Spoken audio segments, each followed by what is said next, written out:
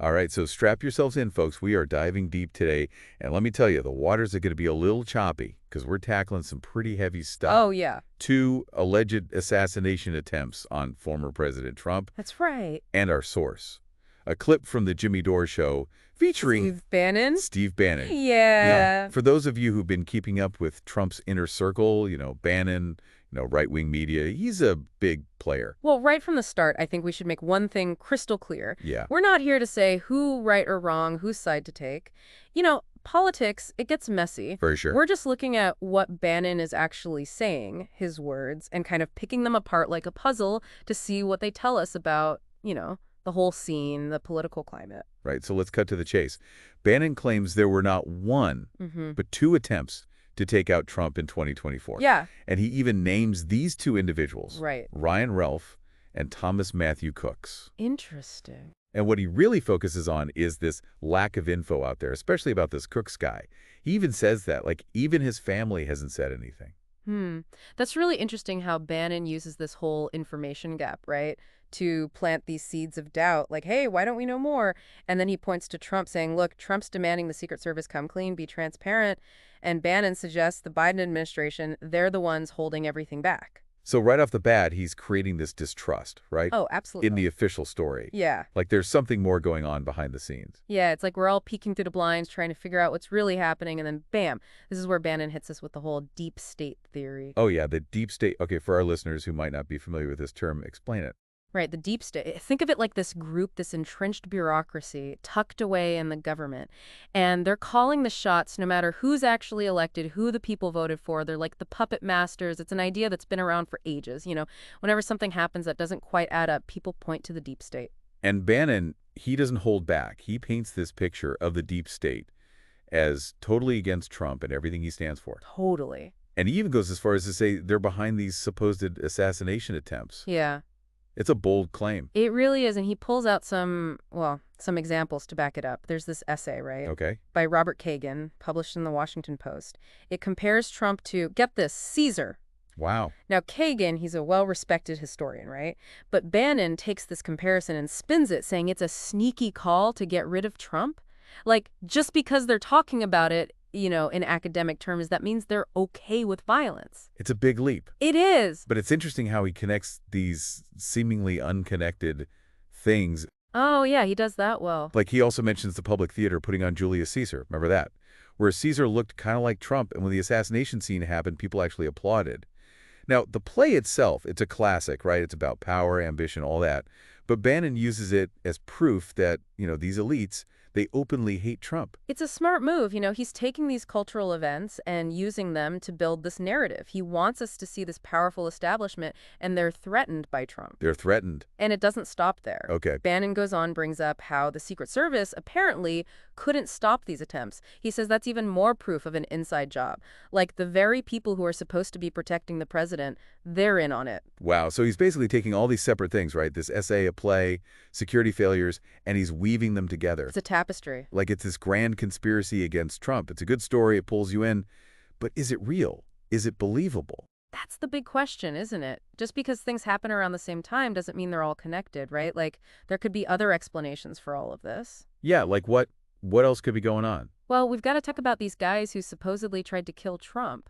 What if they weren't part of some big plot? Right. What if they were acting alone? Maybe they had their own personal reasons, strong beliefs, or, maybe they weren't quite mentally stable.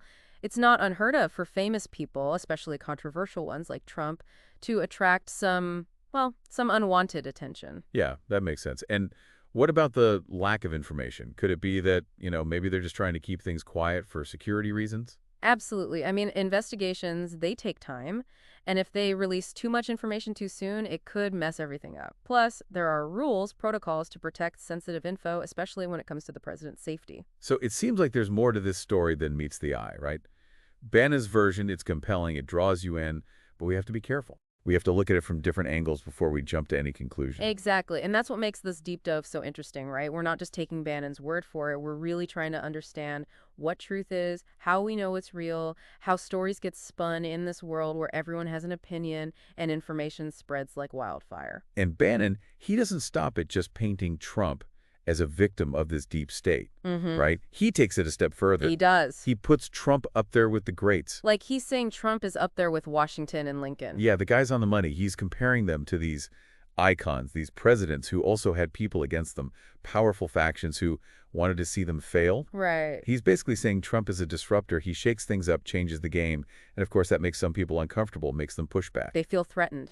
And this way of framing it, it's powerful, right? It appeals to people who feel like they're not being heard, like the system is rigged against them.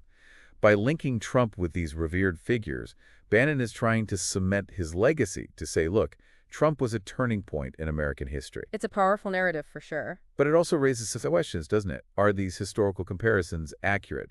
Or is he just using them to manipulate how we see things? You hit the nail on the head there. History, it's rarely simple, black and white. Right. It's messy, full of shades of gray, and open to interpretation. So it seems like Bannon might be picking and choosing parts of history to fit his story instead of really analyzing it objectively. It's a valid point. It shows how history can be used as a weapon, twisted to push an agenda. So what's the bottom line? Why should our listeners care about Bannon's words and these historical comparisons? Because they're not just theories or ideas floating around in space. They affect us. They shape how we see what's happening right now, how we vote, even how we treat each other.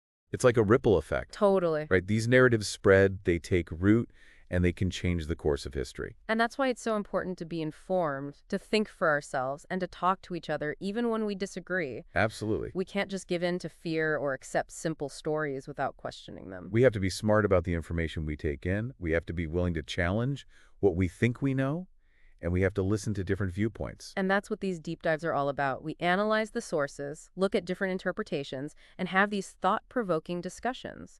We want to give you, the listener, the tools you need to make sense of this crazy world. So as we continue breaking down Bannon's claims and the bigger picture he's painting, we want to encourage you all to really think critically. Ask the tough questions. Don't be afraid to disagree.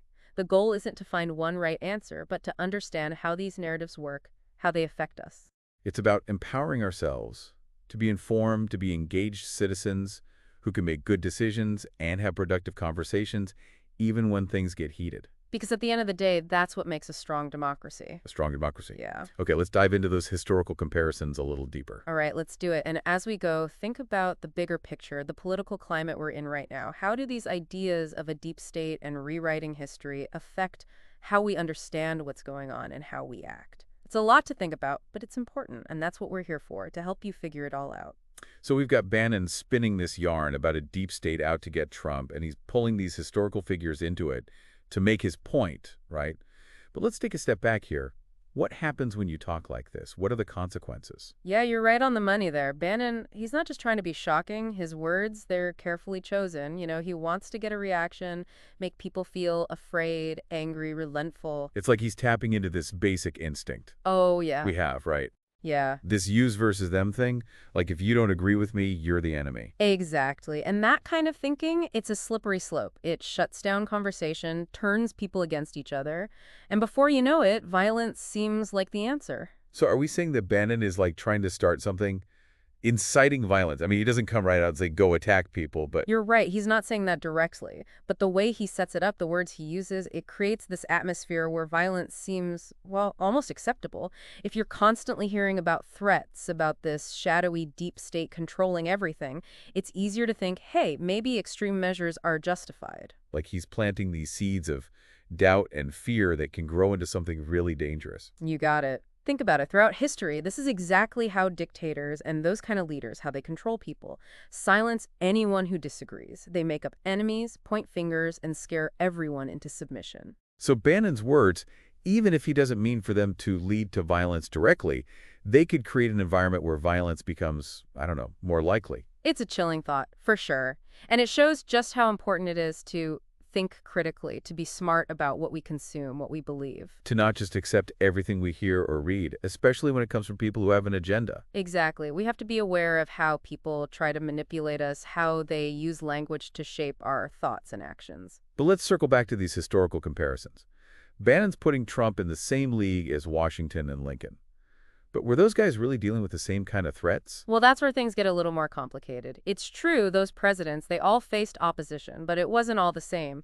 Washington, for instance, he had to deal with political factions, disagreements between different parts of the country, but he didn't have this secret group plotting against him every step of the way. And Lincoln, while he had the Civil War going on, which was a huge threat, he was still working within the system, within the rules of democracy. Right, so it's tempting to oversimplify, to draw these neat little parallels, but we got to be careful. We got to look at the historical context, the It nuances. seems like Bannon's picking and choosing examples from history to fit his story instead of really trying to understand the past objectively. That's a sharp observation, and it shows how dangerous it can be to use history as a weapon, to twist it to suit your purposes. So why does all this matter? Why should our listeners care about Bannon's words and these historical comparisons? Because they're not just abstract concepts, they have real-world consequences. They affect how we see what's happening around us, how we vote, how we relate to each other. It's like that ripple effect again. Exactly. These narratives, they spread, they take root, and they can change the course of history. And that's why it's so crucial to be informed, to think critically, and to engage in constructive dialogue. We can't let ourselves be swayed by fear-mongering or simplistic narratives. We have to be discerning, to question what we're told, and to seek out different perspectives. Absolutely, and that's what these deep dives are all about, to equip you, the listener, with the tools and insights to make sense of it all. So as we continue unpacking Bannon's claims and the larger narratives he's constructing, I want to encourage you, the listener, to really engage with this material critically. Ask those tough questions, don't be afraid to disagree. And remember, the goal isn't to find one right answer, but to understand how these narratives work and how they can impact our world. It's about becoming informed and engaged citizens, capable of making sound judgments and contributing to a more thoughtful and productive public discourse. And ultimately, that's what will help us build a more resilient and informed society, a society that can weather the storms of a rapidly changing world. Man, it's like we fell down a rabbit hole, didn't we? Started with these assassination attempts and ended up talking about like the power of words and history and what even is truth. That's what I love about these deep dives. You never know where we'll end up. It's like a journey, you know? Yeah, so let's try to pull it all together. We started with Bannon's claims about those 2 attempts on Trump's life, all tied up in his deep state theory. And then we looked at how he brings in those historical comparisons, trying to make Trump seem like this legendary figure like Washington or Lincoln. And the whole time we've been stressing the need to think critically, questioning everything, looking at things from different angles, and not just swallowing these stories whole. It's easy to get swept up in a good narrative. Yeah, it's like we've been peeling back layers like an onion, right? Trying to see what's underneath, the motives, the mechanisms at work. I like that, the onion analogy. And as we peeled back those layers, we bumped into some unsettling things about how we talk about politics these days. Yeah, like how words can be twisted, used to scare people, divide them, even make violence seem okay, and how history can be manipulated to fit someone's agenda. We even wrestled with the question, does this kind of talk make violence more likely? Tough question, no easy answer, but we can't ignore it.